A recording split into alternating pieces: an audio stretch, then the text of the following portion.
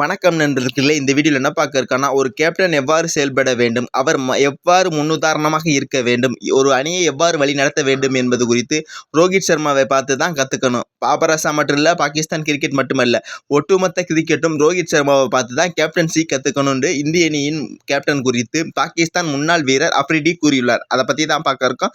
அதுக்கு முன்னாடி இந்த சேனலை சப்ஸ்கிரைப் பண்ணுங்க, மறக்காம பக்கத்தில் இருக்க பெல் ஐகானை கிளிக் பண்ணி ஆல் தான் செலக்ட் பண்ணுங்க. அப்போ தான் நான் போகிற இந்த வீடியோ வரும்.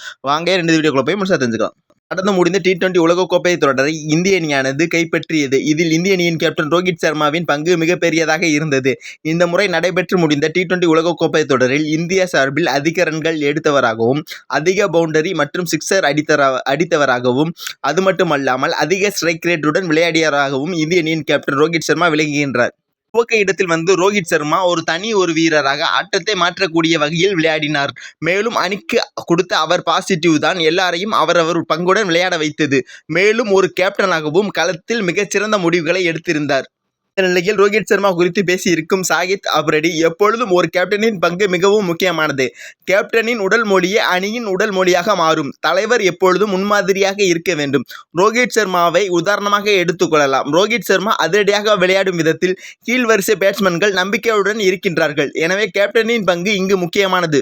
ரோஹித் சர்மா ஒரு தனி வீரராகவும் கேப்டனாகவும் சிறப்பாக செயல்பட்டதன் காரணமாக அணியில் உள்ள ஒவ்வொரு வீரர்களும் சிறப்பாக தங்களுடைய ஆட்டத்தை வெளிப்படுத்தினார்கள். இது மட்டுமல்லாமல் அவர் செயல்பட்ட விதமே தனித்துவமாக இருந்தது. இதன் காரணமாகத்தான் இந்திய அணியானது தற்பொழுது கோப்பையை வென்றுள்ளது. இந்திய அணியின் கேப்டன் ரோஹித் சர்மாவை பார்த்தும் இந்திய அணியை பார்த்தும் பாகிஸ்தான் கிரிக்கெட் வாரியம் மட்டுமல்ல, ஒட்டுமொத்த கிரிக்கெட் வாரியமும் கற்றுக்கொள்ள வேண்டும். இப்பொழுது பாகிஸ்தான் கிரிக்கெட் வாரிய தலைவரின் மனதில் என்ன இருக்கின்றது என்று எனக்கு தெரியவில்லை.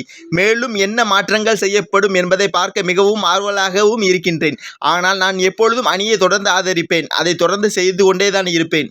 ஆனால் எடுக்கக்கூடிய முடிவுகள் மிகவும் பாசிட்டிவாக இருக்க வேண்டும். மாற்றங்கள் மேலோட்டமாக இருக்கக்கூடாது. உண்மையான பிரச்சனை எங்கு இருக்கின்றதோ அடிமட்ட கிரிக்கெட்டில் தான் இருக்கின்றது. அங்கு சென்று சரி செய்ய வேண்டும். உள்நாட்டில் கீழ்மட்ட கிரிக்கெட்டில் முதலீடு செய்வதன் காரணமாகத்தான் நிறைய தரமான வீரர்கள் உருவாகி வருகின்றார்கள் என்று கூறியுள்ளார்.